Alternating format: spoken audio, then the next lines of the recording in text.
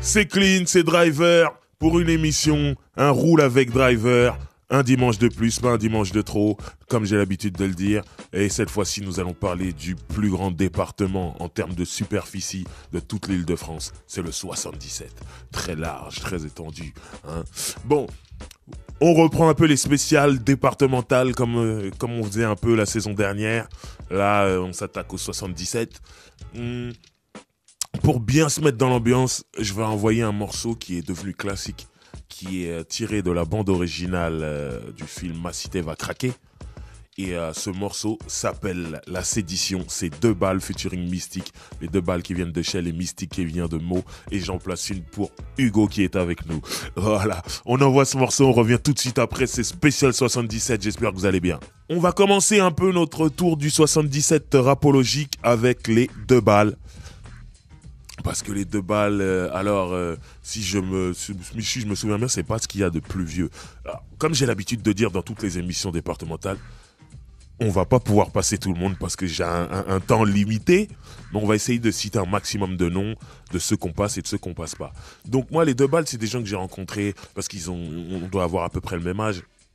C'est des gens que j'ai rencontrés il y a très longtemps dans les tranchées, comme on dit, du hip-hop. Et c'était déjà les petits, entre guillemets, d'un groupe qui s'appelait Positif Syndicat, qui passait sur Radio Nova, le Dynasty, une émission dont j'ai parlé maintes et maintes fois ici, où il y avait en gros des rappeurs plus âgés que moi qui passaient.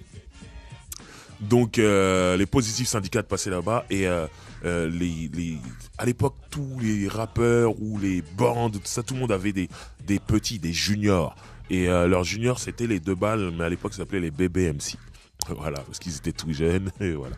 Et quand ils ont grandi, ils se sont appelés 2 balles Nuggets pour devenir finalement 2 balles et sortir un premier album fusionné avec un groupe du 94 qui s'appelle les Deux Nègres. Donc ça a fait 2 balles de Nègres. L'album s'appelait 3 fois plus efficace. Il faut savoir que les 2 balles étaient issus d'un crew très important dans le milieu des années 90 qui s'appelait le Ménage à 3. Ménage à 3, il y avait donc les 2 balles, il y avait un groupe qui s'appelle Adoc-1, dans lequel est issu Philo, qui est aujourd'hui manager et producteur pour Beaumaillé et Youssoufa. Il y avait un groupe qui s'appelait Guedin. Il y avait les 3 coups, qui était le groupe de Lioness et Monsieur R, dont on va parler tout à l'heure, parce que Monsieur R est aussi du 77. Donc voilà. Du coup, 3 fois plus efficace, il y avait le 3 du Ménage à 3 dedans. Et surtout, c'est un album, c'était étrange, c'était la première fois que, premier album, tu fais pas ton album à toi en fait. T'es en fusion avec un autre groupe. Et pour beaucoup de gens, 2 balles de Nègres, c'était un groupe en fait. Voilà. Parce que c'est leur premier album à ces 2 groupes, en fait, ils arrivent comme ça. Et cet album était sorti en indépendant et a fait énormément de bruit. Beaucoup de ventes pour l'époque. Et en fait, c'est des ventes qui se sont accumulées chaque année. Et je sais pas où ils en sont aujourd'hui, mais ils doivent être très hauts. Et beaucoup de concerts. Il faut savoir que 2 balles de Nègres sur scène, c'était le feu. Vraiment. Donc ils ont écumé énormément de scènes dans la France. Et c'est comme ça à l'époque que tu faisais tes ventes de disques, en fait, quand tu n'avais pas accès aux majors et aux radios. Parce que 2 balles de Nègres, ça passait pas à la radio. Ça passait dans les radios SP, des radios régionales. Mais radio nationale, non. Donc c'est comme ça qu'ils ont réussi à vendre leurs disques. Et c'est pour ça que je dis que ça s'est étendu dans le temps. Plus vous êtes concerts, plus les gens disaient, ils sont bons eux. Et plus les gens allaient au magasin acheter les CD. Donc voilà, ça a fait la réputation de 2 balles et de Nègres. Mais là, on parle de 2 balles parce qu'on est dans une spéciale 77. Et 2 balles, il y a un autre truc qui va être un gros tremplin dans leur carrière. C'est Bissona Bisso. Ce crew de rappeurs congolais qui est chapeauté par Passy. Où Passy, justement, se met dedans avec les 2 balles, avec Arsenic, avec Mystique et avec Mpassi. Je dis bien Mpassi avec un M juste avant le P. Qui est une chanteuse et qui est en même temps la cousine de Passy, le rappeur. Donc ça peut être compliqué, mais voilà, c'est le Congo, tout va bien. Donc Bissona Bisso, le premier album de Bissona Bisso est un succès énorme et les 2 balles en font partie. Malheureusement, dans la foulée, mais vraiment dans la foulée, il y a un des 2 frères, il faut savoir que c'est des jumeaux, qui est incarcéré. Et ça coupe un peu l'herbe sous le pied au groupe. Même si quand on regarde les clips, de Bisson à Bisso, on a l'impression qu'ils sont toujours deux, parce que le seul jumeau qui reste joue les deux rôles dans les clips. Donc, il y a beaucoup de gens qui s'aperçoivent pas. Mais nous, dans le milieu, à ce moment-là, on sait. Et il restera, alors je sais plus combien de temps, mais plusieurs années. Et ça a vraiment freiné le groupe dans son avancée, surtout quand on voit que, bon, Passy, lui, il était déjà en place, mais qu'on voit que Mystique, derrière Bisso, il a eu son deal, il a eu sa carrière. Passy, elle avait son groupe qui s'appelait Melgroove. En gros, tous ceux qui étaient dans... Il y avait Benji des Negmarons, que j'ai pas cité tout à l'heure, qui était dans Bisson à Bisso. Et Benji avec Negmaron aussi, ça avançait. Donc vraiment, De Balles, ils étaient destinés à aussi avoir du succès comme tous les autres membres de Bisson à Bisso. Et malheureusement, comme il en manquait un, ça n'a pas pu se faire. Donc quand DOC, parce que c'est Jekyll et DOC, quand DOC est sorti de prison, ils se sont remis à faire de la musique à deux, les deux frères et tout. Mais malheureusement, ils avaient un peu raté une époque. Mais voilà. Ils ont sorti des projets, Mapassa, tout ça. Et ça les a menés jusqu'à aujourd'hui. Aujourd'hui, ils sont toujours là. Ils sortent des choses, ils font des concerts. Ils ont fait une réunion de Balles de Nègre sur une petite tournée, il me semble, ou une date unique, je sais plus.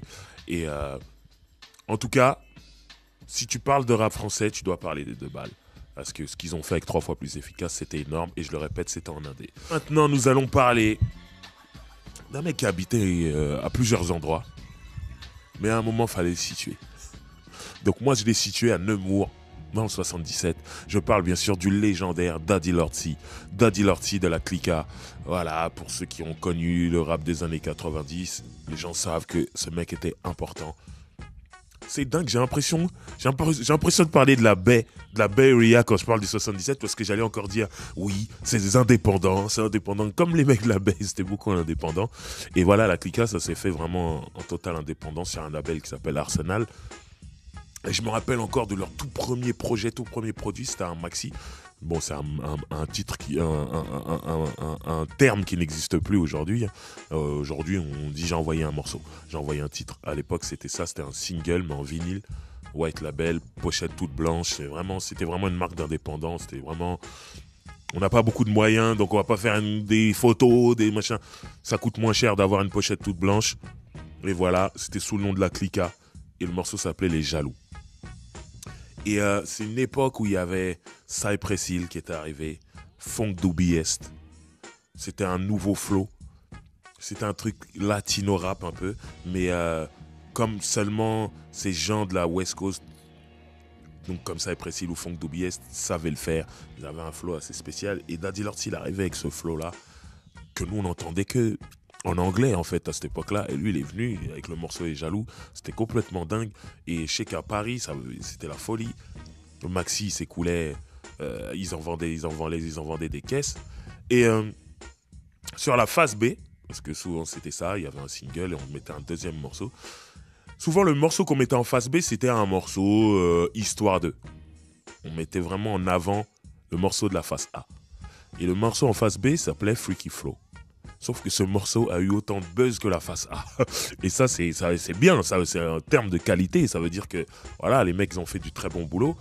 Et Daddy Lordsy était donc parti un peu en éclaireur pour le reste de la Clica, qui était un peu comme Wu-Tang Clan. C'est-à-dire, c'était un groupe, mais en même temps, il y avait plein d'entités solo à l'intérieur. Donc, pour en citer quelques-unes, Roca, Kondo, Raphaël, Ego Sized. Donc Ego Sized et Kondo qui fondaient le groupe Coup d'État Phonique. Voilà, il y avait les beatmakers et DJ, il y avait Mush, le Funky Buana, il y avait le Chimiste, et il y avait DJ Lumumba et DJ Jelai. Voilà. Comme ça, j'ai oublié personne, normalement. Si j'ai oublié quelqu'un, envoyez un tweet. En tout cas, voilà. Daddy Lordsy, ça a été le premier à sortir quelque chose de la Clica, et ça a vraiment ouvert le truc sur... voilà, c'était devenu très important dans le rap indépendant, la Clica. Et Arsenal, le label aussi, puisqu'ils plus tard ils allaient produire l'album Le Combat Continue d'Ideal J. Donc voilà, ce n'est pas n'importe quoi. En tout cas, Daddy Lordsy représente Nemours sur ce coup. On va aller à Comble-la-Ville avec Monsieur R. Du Ménage à 3, du groupe Les Trois Coups, dont je vous parlais tout à l'heure en évoquant les Deux Balles. Monsieur R, pareil, non mais... pareil, indépendant. Dans 77, vous êtes grave dans l'indépendance. En tout cas, à l'époque, vous étiez grave dedans, en fait. Monsieur R, c'est un mec aussi qui est pareil, hein, à l'image des Deux Balles, qui a sorti un premier album qui s'appelait Au Commencement. Pareil, il était dans un groupe. C'est fou, en fait, ils ont tous ces mêmes histoires. Il était dans un groupe qui s'appelait Les Trois Coups, avec Lioness. Lioness, il a eu des problèmes avec la justice, qui fait qu'il a été rapatrié en Afrique. Il est centrafricain, si je ne me trompe pas. Donc voilà, et ça fait que Monsieur R s'est retrouvé tout seul. Ils avaient juste eu le temps de sortir un maxi qui était incroyable. La devise, check sur la devise des Trois Coups, yo, un truc comme ça. C'était complètement fou. Et surtout, Lioness, lui, s'était retrouvé sur la compilation Time Bomb, la fameuse première compilation Time Bomb, qui est devenue mythique. Et il avait fait un morceau, et après, malheureusement, il a dû se retrouver en Afrique pour des problèmes judiciaires. Et Monsieur R, elle a dû continuer sa carrière en solo. Elle a sorti un album qui s'appelle Au Commencement, qui, pour l'époque, avait bien vendu en indépendant. Et c'est pour ça que j'ai dit que l'histoire, elle est similaire un peu aux Deux Balles. Et ça se passait bien, comme je l'ai dit, Ménage à trois, c'était quelque chose d'important. Cut Killer avait fait une mixtape spéciale Ménage à trois. Et Monsieur R, il avait une voix assez spéciale. Monsieur R, c'est un mec qui a une voix qui va chercher. Parce que si vous le connaissez, quand vous parlez avec lui, sa voix, la voix quand il parle, c'est pas du tout la même voix que quand il rappe. Et c'est cool. J'aime bien le fait d'aller c'est comme aller chercher un personnage, en fait. Et c'est un mec qui avait sur scène, c'était très bien. Et c'est un mec qui avait des concepts. Il travaillait avec un beatmaker qui s'appelle Black Mozart, qui était un surdoué à l'époque et qui produira le premier album de Diams. Donc voilà. Et Monsieur R, c'est un mec qui avait un côté très politique dans son rap. Et qui a fait des compilations qui s'appellent Sachant dire non. C'était souvent contre le racisme. Il avait beaucoup de textes qui allaient contre le racisme. Il a eu des problèmes judiciaires par rapport à un de ses textes. Il me semble qu'il s'appelait Police. Avec le signe des SS. Je crois qu'il y a un rapport. Au lieu de mettre un C, il a mis des S. Avec le signe des SS, si je ne me trompe pas. Pour dire que la police est raciste, tout ça. Il avait ce discours très engagé. Et pareil, c'est un mec qui a écumé énormément de scènes. Moi, je me rappelle la première fois que je l'ai vraiment vu sur scène, en fait, je crois que c'était Francofolis de La Rochelle en 1996. On en a parlé plusieurs fois dans la sauce. Cette année où il y avait toute la new school du rap français dans le même train. Et je le répète, si ce train-là avait fait une fausse manœuvre et que tout le monde était mort dedans, il n'y aurait pas eu de rap français dans la fin des années 90 et début des années 2000, tout simplement. Et Monsieur R en faisait partie et c'était vraiment très chaud, très fou et tout ça. Donc, Monsieur R, Comble-la-Ville, 77, c'était important de parler de lui. Nous continuons notre ride dans le 77 et nous allons à Meaux avec l'homme que l'on nomme Mysticamente. Alors, Mystique, c'est un mec, moi, il y a beaucoup qui l'ont connu par rapport à Ma Cité va craquer, la bande originale du film. On a écouté le morceau La Sédition en tout début d'émission. Moi, j'ai rencontré ce mec-là dans les tranchées, une fois de plus. Il avait un groupe de mots de la cité Beauval, si je me trompe pas, qui s'appelait les Bleudias de la face Est, des fois les bâtards de la face Est, c'est eux qui voyaient. Et il a fait ses armes avec ce groupe pour finalement se retrouver en solo. Et White et Spirit produisaient la musique derrière. Et c'est vrai que c'est Ma Cité va craquer qui le met sous les feux de la rampe, notamment avec le morceau La Sédition, avec les Deux Balles. Et il va se retrouver aussi dans Bisson Nabisso. Comme je l'ai dit tout à l'heure pour les Deux Balles, ça va mettre énormément de lumière au niveau mainstream, il va avoir accès aux grosses radios avec Bisson Nabisso. Et il va bosser sur ce qui va être son premier album solo. Et là, il sortira The Single. Le morceau avec Karine, le fruit défendu qu'on va écouter tout à l'heure, qui fait un raz-de-marée en radio. C'est la folie, Skyrock, le matraque. Il parle de différences de religion, différences de couleurs entre un homme et une femme qui veulent se marier et les parents ou l'entourage s'y opposent. Et ça avait bien marché. Et il avait sorti un bon album, il y avait des bons morceaux et tout. Et moi, je me rappelle d'un morceau inédit qu'il avait sorti qui s'appelait Mystique, si je ne me trompe pas. En tout cas, il reprenait une chanson célèbre d'un chanteur africain qui s'appelle Zao. Rien à voir avec la chanteuse Zao. C'est vraiment un chanteur, je dis bien, c'est un homme. Et une chanson qui s'appelait Moustique. Et lui, bien sûr, il a sauté sur l'occasion pour chanter Mystique. Et en fait, c'est un chanteur, ce Zao, qui chantait tous les problèmes qu'un moustique pouvait causer à un être humain. Alors, en passant comme ça faisait chier, t'entends son bruit, il te pique et tout ça, machin. Et lui, il s'est senti en bon rappeur, il s'est senti comme quelqu'un de gênant comme un moustique. Et je trouve que le morceau était super bien fait, la prod était super bien réussie, parce qu'ils l'ont vraiment tourné en hip-hop, le beat était vraiment lourd. Et Mystique, il y a un clip de ça. Et ce qu'il a fait, c'est très bien. Donc, j'en profite, puisqu'on est sur Mystique, qu'on est à Meaux, pour parler de certains artistes qui malheureusement ne figurent pas sur la playlist d'aujourd'hui. Je ne peux pas jouer tout le monde, mais je vais parler du groupe L'Âme du Rasoir, notamment Ritmo de la Noche, qui a fait du bruit à un moment, notamment sur la compilation Première Classe 1. Je vais parler de Mokodaf 2, je vais parler de Arco qui est présent sur Ma Cité Va Craquer, la bande originale, mais aussi en tant qu'acteur dans le film. Donc quelqu'un de très important là-bas dans le 77, en tout cas pour le 77. Voilà en gros. Et Mystique, c'est quelqu'un qui a sorti d'autres projets derrière. Son premier album est sorti en major et après il a sorti ses projets en indé. C'est quelqu'un qui œuvre beaucoup dans le social. C'est quelqu'un qui est parti donner faire des ateliers d'écriture dans des quartiers difficiles. Pas seulement en région parisienne, il est parti dans le sud aussi, il est parti dans toute la France faire ce qu'il avait à faire. C'est quelqu'un, si vous le connaissez, c'est quelqu'un qui a vraiment le cœur sur la main et qui pense souvent plus aux autres qu'à lui. C'est bien en vrai, mais ça peut être gênant quand on a une carrière à mener. Mais en tout cas, Mystique, si tu nous écoutes, big up. On reste à Meaux. Avec celui qui s'était auto-proclamé le boss du 7-7. Je parle bien sûr de Orosco Rarissime, de la clique du Ghetto Fabulous Gang. Voilà, Ghetto Fabulous Gang, c'était Alpha 520, c'était Holocaust, donc Sean Eker, et c'était Malik Bledos, Alpha Echo, j'essaie de pas en oublier, mais voilà, en tout cas, il y avait Orosco Rarissime, et c'est un mec qui a fait énormément de mixtapes, en fait. Après, eux, ils avaient, excusez-moi encore une fois, un game très indépendant, mais Ghetto Fabulous Gang, pour ceux qui savent, ils ont poussé le game indépendant à l'extrême. Ils ont ramené un autre game là-dedans. Et de toute façon, on a parlé d'Alpha 520 dans la spéciale 93, on a parlé de Holocaust, Sean Kerr dans la spéciale 93. Là, on reste vraiment sur Orosco Rarissime. Et Orosco Rarissime, c'est, voilà, il était de cette école-là de Ghetto Fabulous Gang, donc ils étaient au puce de Clignancourt. Stand, ils vendaient des CD directement là, de main à main.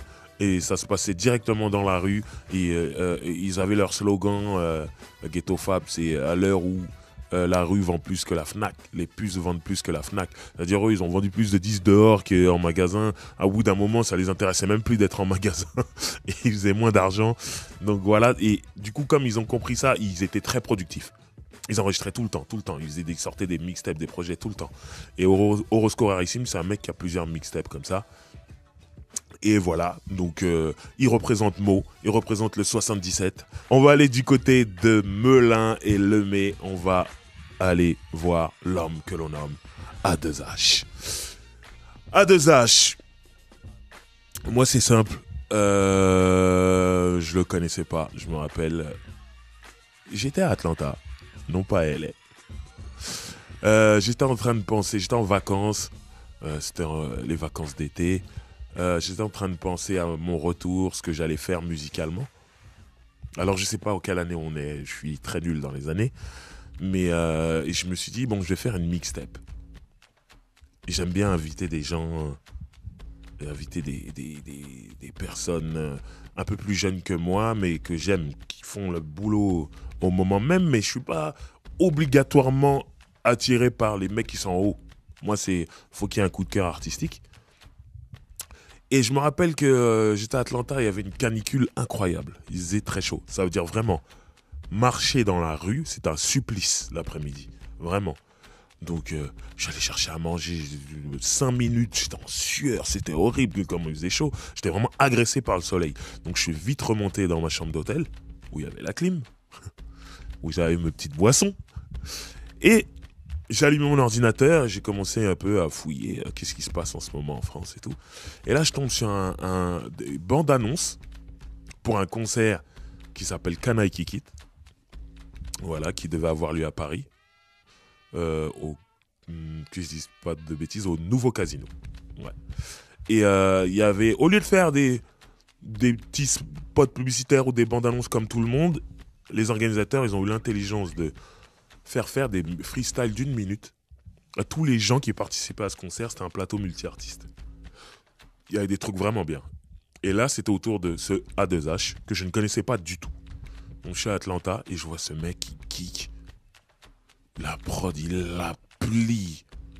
Je me dis, mais je connais pas lui. Il est chaud, de ouf. Donc là, du coup, je tape son nom sur YouTube et je vois ce qu'il a fait avant et tout. Je vois qu'il a même un morceau avec Nekfeu, tout ça. Un clip, des clips vraiment à l'arrache, dans un grec qui est en train de manger un sandwich, il tourne, il rappe en même temps. Tout. Voilà. Et j'aime bien l'univers du mec, j'aime bien son flow, j'aime bien comment il rappe. Putain, je me dis, merde. Je vais tout de suite sur Twitter, je dis, hey, je suis en train de préparer ma nouvelle mixtape. J'aimerais inviter un rappeur qui s'appelle A2H, je connais pas. S'il y a quelqu'un qui le connaît, dites-lui que je le cherche. Effectivement, il y a une meuf qui l'a tagué, truc, elle dit, il est là, c'est lui, tout. Il m'a rajouté, on s'est parlé en DM, je lui ai dit, voilà, je kiffe ce que tu fais, faut qu'on se voit, faut qu'on kicke un morceau ensemble. Il m'a dit, y a pas de problème et tout. Carrément, il m'a dit, passe à mon studio quand tu viens. Et voilà, je l'ai rejoint dans son studio et on a kické le morceau comme ça. À partir de ce moment-là, on est devenus potes. Je me suis retrouvé sur son album, on a fait plein de trucs ensemble, des concerts, des trucs, bref, c'est un proche, c'est quelqu'un que j'apprécie beaucoup aujourd'hui.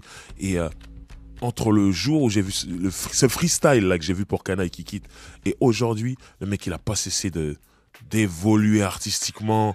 Je le trouve beaucoup plus fort qu'avant, alors qu'avant je le trouvais déjà très fort. Vraiment, c'est un mec, c'est un artiste dans toute sa splendeur. Quand on dit le mot artiste, voilà, c'est lui. Il touche à tout, il sait tout faire. Il vient monter sur scène, il n'hésite pas à prendre sa guitare, il joue, il ferme les yeux. Et il joue pas comme Lil Wayne. Hein. Ceux qui ont vu Lil Wayne avec sa guitare sur scène savent de quoi je parle, c'est n'importe quoi. Lui, c'est notre Jimi Hendrix du rap. Vraiment, il a un truc qui est énorme. Et puis surtout, ceux qui ont été voir A2H en concert, ils savent. Ça sert à rien de venir bien habillé. Hein. Ah ouais. Une énergie, c'est le bordel. Les gens turn up, les gens sautent partout, les gens transpirent. C'est une rockstar pour moi, lui. Vraiment. Et ce qui est marrant, c'est que ça peut être perturbant. Tu le vois avec des grandes dreadlocks, tu crois qu'il va faire du reggae. En fait, il t'envoie du rap. Mais tout d'un coup, il sort sa guitare. C'est un peu rock. Et il y a tout dedans. Aujourd'hui, même, il chante beaucoup plus qu'avant. Il a un côté soul, il a un côté R&B. Tout. C'est pour ça que je dis, c'est vraiment un artiste dans toute sa splendeur. Il touche à tout. Énormément de projets. Moi, c'est un mec, à un moment, il a enchaîné peut-être 2 projets par an à un moment. Et un jour, j'étais assis comme ça en studio avec lui. Il m'a dit, Driver, là, je vais faire une pause. Je vais me calmer parce que j'envoie trop de projets. Il faut que je me calme. Écoute, 6 mois plus tard, il avait un nouveau projet qui était sorti. Je lui ai dit, mais t'as pas dit que tu faisais une pause? Ah, je peux pas. Les mecs, un bourreau de travail, il bosse, il veut pas s'empêcher. Donc voilà. Mais nous, on est contents. Il a un album qui arrive là très bientôt. Avec une pochette extraordinaire. Donc voilà, guettez. L'album arrive. Je ne compte plus. Je ne sais pas, c'est son quantième d'album. Mais en tout cas, voilà.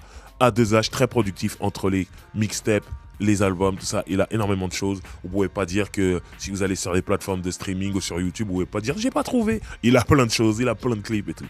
Donc on est toujours un Melun, le mais. On parle de Monsieur Ori. Voilà, Ori, c'est donc comme je viens de le dire, un mec qui est de l'entourage d'A2H, produit par le label d'A2H, et qui est un mec très très influencé par la baie. Hein. Depuis tout à l'heure, je compare un peu le 77 à la baie en termes d'indépendance. Ori, c'est bon, un mec que j'ai rencontré personnellement via A2H. En fait, A2H a fait un album avec ALPHA. Qui lui vient du 94, l'album s'appelle Studio Liqueur. J'étais invité en feat dessus, sur 2 morceaux. Un où je suis que avec A2H et LPHA, et l'autre où on est plusieurs dessus. Dont Ori, qui lâche un couplet où justement il dit lève ta main si t'es down avec le OR, ce qui deviendra le titre d'un morceau, le titre de son projet, down avec le OR volume 1, et voilà. C'est là que je rencontre le monsieur, on a plein d'atomes crochus parce qu'on aime à peu près la même musique. Donc cool, tout va bien. Et un jour il fait un morceau qui s'appelle Down avec le OR, le morceau qu'on va écouter juste après. On avait un concert, on était tous ensemble à LPHA, A2H, moi, tout ça. Et il monte sur scène dans le set de A2H pour faire son morceau Down avec le OR. Et là, je découvre le morceau sur scène comme ça. Je me dis, oh, ça c'est un truc de la baie, tout ça, mais à la française, tout. Je kiffe et tout. Et c'est là, à ce moment-là, quand il descend de scène, je le check et je lui dis, mec, si tu fais un remix de ce morceau, tu dois me mettre dessus. Tu dois me mettre dessus. Et en fait, il m'avouera que je lui ai donné l'idée du remix. Donc du coup, le remix existe avec un clip incroyable. Je suis sur le morceau, il y a ALPHA, A2H, et c'est tout. Donc Ori, bien sûr, lui-même. Et on a poussé le concept de la baie jusqu'au bout, le concept du hi-fi, en faisant ce qu'on appelle le Ghost Ride. Ça veut dire cette conduite où il n'y a personne au volant, toutes les portières sont ouvertes et la voiture avance. On a fait ça dans le clip, c'est juste incroyable. On était tellement heureux comme des gamins de faire ça qu'au final, j'ai envoyé ce clip à plein de gens de la baie, dont Mr. FAB, Mac Mall, pour tous ceux qui connaissent un peu les mecs de la baie, Yorkmouth de Loonies, tout ça. Ils ont reçu le clip et j'étais fier en disant notre culture est arrivée jusqu'à chez vous. C'est bien, merci. J'étais vraiment content. Et voilà, c'était pour la petite histoire. En tout cas, Ori a sorti depuis son projet Down avec le OR volume 1. Très bon projet, je vous invite à aller voir, à aller écouter. Maintenant, nous allons retourner à Mo. Finalement, Mo, c'est très important. C'est très très important dans le 77. Là, on va parler d'un groupe qui s'appelle Jaja et Dinaz. Jaja et Dinaz, moi personnellement, je connaissais pas du tout. Je vais pas mentir, je vais être franc avec vous et je pense qu'il y a beaucoup de gens qui vont se reconnaître dans la façon dans laquelle j'ai vécu, en tout cas la première fois que je les ai vus. Je dis bien vus, pas entendus. J'ai vu une pochette des mecs et je me suis dit, mais pourquoi PNL, ils ont déjà fait des émules comme ça? Pourquoi les mecs, ils ressemblent à PNL? Donc moi, dans ma tête, j'ai pas été attiré directement par la musique. Je me suis dit, s'ils ont le même genre de coiffure, c'est qu'ils doivent faire le même genre de musique. C'est ce que je me suis dit directement. Donc j'ai pas été vers leur musique. Alors qu'en vérité, bon, c'est un genre de coiffure, hein, et c'est normal. Il y a plein de gens qui sont coiffés de la même façon et tout. Donc j'ai laissé le truc passer. J'ai pas pris le train, comme on dit. Et un jour, comme ça, je mettais la télé et je regardais OKLM TV. Et je tombe sur un clip et je me dis, ah ouais, non mais ça n'a rien à voir avec PNL en fait. C'est complètement différent. Donc je me suis dit, ah ok. Donc j'ai commencé à jeter une oreille. Et j'ai commencé à voir leur nom de plus en plus sur les réseaux sociaux. Jusqu'au jour où je vois, ils sont annoncés disque d'or. Je dis, oh, ok, il se passe un truc que j'avais sous-estimé, il se passe un truc que je ne savais pas et tout. Donc j'ai commencé à un peu suivre un peu l'histoire et je me suis rendu compte qu'effectivement, il y avait un public, il y avait des gens qui suivaient et tout. Donc j'ai commencé à un peu écouter la musique et comprendre pourquoi. Et j'ai vite compris, il y a des morceaux qui sont vraiment calibrés. Jaja et Dinaz, moi, les clips sur lesquels je tombe, à chaque fois, on a l'impression qu'ils sont partis en vacances, ils ont ramené des caméras avec eux et ils ont filmé leurs vacances. T'es bien. Il y a du soleil, il y a une piscine, il y a des trucs, t'es bien. Donc voilà, gros carton en fait, en termes de vente d'albums, en termes de stream pour être bien précis. Beaucoup de vues et tout ça. Et là, récemment, un Olympia, qui est une salle mythique à Paris, donc j'ai à Paris, même dans toute la France. Donc voilà. Jaja et Dinaz, on va dire qu'ils sont probablement au début de leur carrière, en vrai, au début de leur succès. Je leur souhaite énormément de succès. Donc ils sont en train de vivre le truc. Là, depuis tout à l'heure, je parle de gens, à part pour A2H et Ori, mais A2H, il y a déjà énormément de projets, même si ça fait pas longtemps qu'il a commencé à en sortir, il charbonne tellement. Mais en tout cas, tous ceux dont je parlais juste avant, qui sont De Bal ou Mystique, c'est des gens qui sont là depuis longtemps. Donc c'est facile d'avoir du recul sur leur carrière. Jaja et Dinaz, faut laisser quand même quelques années pour avoir du recul, pour voir quel impact ils ont eu sur le rap game. Mais en tout cas, à l'heure où on parle, il faut savoir et bien préciser que c'est un groupe à succès.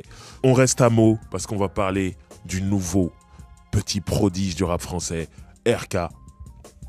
Pourquoi je dis nouveau petit prodige? Parce que c'est un mec qui envoie des vidéos depuis un moment. C'est un mec très jeune. Donc les gens de ma génération, on l'a pas vu venir. On va dire qu'il parlait vraiment aux gens de son âge et un petit peu plus âgés que lui quand même. Parce que je trouve qu'il y a une certaine maturité quand même dans son écriture. C'est pas truc de petit peu. Je trouve qu'il a un truc un peu au-dessus de son âge. Mais bref, en tout cas, nous, on l'a pas vu arriver. Et il y a quand même un mec plus âgé que moi, je ne citerai pas son nom, qui m'a dit, Driver, écoute ce mec-là, il m'a envoyé un clip, tu devrais faire attention à ce mec-là. J'ai négligé, je dis la vérité. J'ai dit, ouais, je vais écouter plus tard, j'ai pas écouté. Et quelques mois plus tard, il sort son projet. Le projet fait une semaine incroyable. Il sort en même temps que des blockbusters du rap français, je ne dirai pas le nom. Et il vend plus. Et là, tout le monde, les gens comme moi se demandent, mais qui c'est? Sauf que moi, je me rappelle du nom. Je dis, putain, c'est le mec qu'on m'avait envoyé le clip, j'ai pas regardé. Merde, j'ai déconné, tout ça. J'aime bien être à l'heure, moi. C'est pour ça que moi, ça me fait du mal quand je dis, putain, il y a un truc qui sort, qui marche, je suis pas au courant, tout ça. J'aime bien être à l'heure. Et là, je me dis, ok. Donc, du coup, je me penche sur sa musique à ce moment-là. Je me rappelle, on avait fait une émission La Sauce où on parlait justement du succès d'RK et tout ça. Et je me suis penché sur sa musique avant cette émission et tout. Et effectivement, le mec a clairement un truc. Le mec parle à un public, le mec fait des vues. Il faisait des vues déjà avant de sortir son projet. Et finalement, que son projet marche bien, c'est pas ridicule, c'est pas si fou que ça. Je sais qu'il y a plein de gens qui n'ont jamais entendu parler, qui ont commencé à dire « Oh, c'est des trafics, il y a un truc qui va pas ». Et en vérité, quand on regarde l'histoire, quand on l'a suivi ou alors quand on se penche sur l'histoire, c'est pas fou, c'est normal en vrai. Et respect. Et je trouve en plus qu'il a vraiment quelque chose. Il écrit pas trop mal, il rappe bien. Et c'est carré. Et je trouve que il a une grosse marge de progression parce qu'il est jeune et très jeune et c'est déjà très bien ce qu'il fait aujourd'hui. Donc déjà, respect pour le succès. Je pense que s'il n'est pas déjà disque d'or, il va le faire dans pas longtemps. Et mine de rien, on vient de parler de Jaja et Dinaz qui ont déjà des disques d'or. RK qui va tout droit. Juste après, on va parler de quelqu'un qui a un disque d'or aussi. Ça va, hein? 77, ça va, les gars. Donc voilà. Maintenant, nous allons parler. Alors, il y a un débat. Là, c'est compliqué. Nous allons parler de Ninho. Alors, les gens disent, ah là, c'est un mec du 91, pourquoi tu le mets là? Moi, on m'a dit, il est du 91 et du 77. Donc, on a parlé de lui dans la spéciale 91. Eh ben, on reparle de lui dans la spéciale 77. C'est Ninho, c'est comme ça. Il est aussi de Nemours 77. Donc, j'étais obligé de le placer là. Et puis, c'est un prétexte pour écouter un morceau de Ninho aussi. Donc, Ninho, j'ai pas besoin de vous le présenter. Le mec, en ce moment, il arrache tout. Il est aussi dans les faits divers, malheureusement. Mais bon, quand on est sous les feux de la rampe, on est dans la lumière. En général, sa vie privée est souvent exposée. C'est la vie. En tout cas, force à lui. Et que dire à part que c'est des succès sur succès pour lui-même. Quand il monte sur un morceau en featuring, c'est encore succès. Il a fait l'Olympia aussi. Que dire, tout se passe bien. En tout cas, musicalement, tout se passe bien pour lui. Donc, pourvu que ça continue, on lui souhaite. J'ai pas grand-chose à rajouter sur le monsieur. Hein. De toute façon, dès qu'il sort un projet, il vient ici dans les studios. Il est le bienvenu. Vous connaissez le monsieur. Là, tout de suite, on va à Champs-sur-Marne pour parler de l'homme que l'on nomme Timal. Voilà, Timal, comme je disais tout à l'heure, j'ai en ce moment, depuis l'ère du streaming, il y a des disques d'or là dans le 77 qui commencent à s'entasser. Et Timal en fait partie. Timal, c'est un mec qui a d'abord envoyé, comme beaucoup de gens, hein, beaucoup de cursus de rappeurs des années 2010, des morceaux, des clips sur YouTube. Boum, boum, il envoie jusqu'à ce que ça prenne. Les vues augmentent petit à petit et au bout d'un moment, il sent assez costaud en termes de vues et en termes, lui, artistiquement pour sortir un projet. Il sortira donc ce premier projet qui vendra bien et je me rappelle qu'il avait fait une belle première semaine. Finalement, ça l'a amené jusqu'à avoir un disque d'or. Et ce qui est cool pour les fans de la première heure, c'est qu'il avait fait un double CD où Sur le deuxième CD, il y avait tous les freestyles, tous les morceaux qu'il avait envoyés sur YouTube. Donc voilà, tu pouvais avoir carrément les nouveautés et les anciens trucs, les trucs qui l'ont amené là, jusque là où il est aujourd'hui. Pareil, comme je disais pour Jaja et Dinaz, on est vraiment au début de sa carrière en tout cas. Donc on aura du recul plus tard sur son impact. Mais à l'heure qu'il est, tout se passe bien et c'est cool pour lui. Donc on lui souhaite, tout comme Jaja et Dinaz, d'avoir beaucoup de succès par la suite, que ça continue. Voilà, le 77, c'est beaucoup de rappeurs, beaucoup de monde, beaucoup de gens indépendants. Je m'en suis rendu compte en faisant l'émission en fait. Et mais c'est peut-être un département dont on parle moins par rapport aux autres départements, mais finalement ils ont leur classique. Ils ont des gens qui ont fait des choses dans les années 90. Et d'ailleurs, il y a des gens que j'ai pas cités. Les 7 corrompus. Ça, c'est un truc des fins des années 90. Même milieu. C'est important vers Melun, Lemay, tout ça. C'est important de les citer. Ils ont des gens qui étaient importants. Ils ont, au niveau du graffiti, au Bécos. Ils ont des gens qui ont bien fait le boulot à l'époque. Et aujourd'hui, à l'ère du streaming, ils ont des gens qui marchent carrément. Attention, je suis pas en train de dire que 2 balles ça va pas marcher, je suis pas en train de dire que Mystique ça va pas marcher, mais comme je l'ai dit tout à l'heure, entre Jaja et Dinaz, entre Timal, entre RK, bon Nino n'en parlons pas, voilà, il y a des disques d'or qui sont là ou qui arrivent, donc faut bien garder le 77 dans le viseur parce qu'ils sont là, ils font du chiffre aujourd'hui. Maintenant, nous allons jouer celui qui pour moi est le présent et le futur de 77. Le monsieur s'appelle Double Zulu. Vous savez qu'il est très important pour nous parce qu'il travaille ici. Mais c'est pas genre du favoritisme parce qu'il travaille chez OKLM.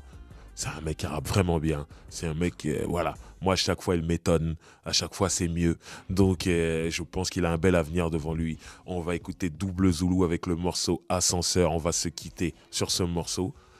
J'espère que vous avez appris des choses, j'espère que vous avez revécu des choses, j'espère que vous avez découvert et écouté de la bonne musique. Et c'était Roule avec Driver, spécial 77.